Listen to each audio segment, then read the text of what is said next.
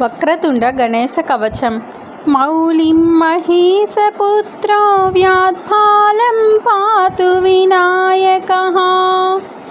త్రినేత్రః పాతు మే నేత్రే శూర్పకర్ణోऽవతు శ్రుతి. हेरम्बो रक्षतु ग्राणं मुखं पातु गजाननः. जिह्वां पातु गणेशो मे कण्ठं श्रीकण्ठवल्लभः. स्कन्धौ महाबलः पातु विघ्नः पातु मे भुजौ. करौ परशुभृत् पातु हृदयं स्कन्दपूर्वजः.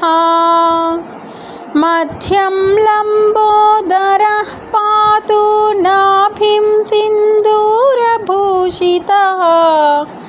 जघनं पार्वतीपुत्रः शक्तिनी पातु पाशभृत्. जानुनी जगतां नाथो जङ्गे मूषकवाहनः. पादौ पद्मासनः पातु पादाथो दैत्यदर्पः.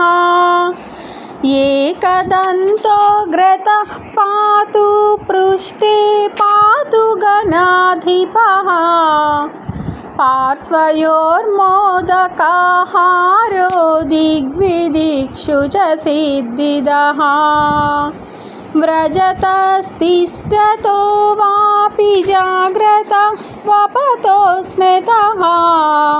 चतुर्थी वल्लभो देवः पातु मे भुक्तिमुक्तिदः.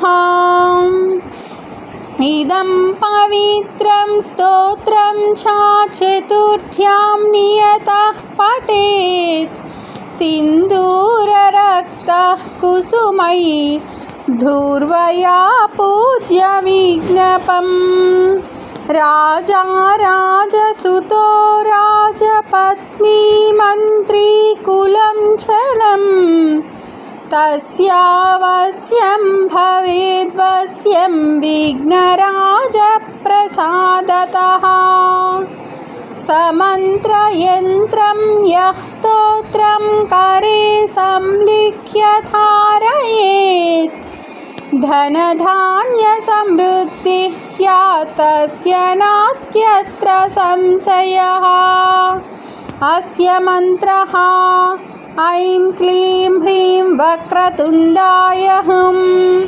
रसलक्ष्यं सदैकाग्र्य षडङ्गन्यासपूर्वकं हुत्वा तदन्ते विधिवदष्टद्रव्यं पयोघृतं. यं यं काममभिध्यायन् कुरुते कर्म किञ्चन तं तं सर्वमवाप्नोति वक्रतुण्डप्रसादतः. भृगुप्रणीतं यः स्तोत्रं पठते भुवि मानवः. भवेदव्याहतैश्वर्यः स गणेशप्रसादतः.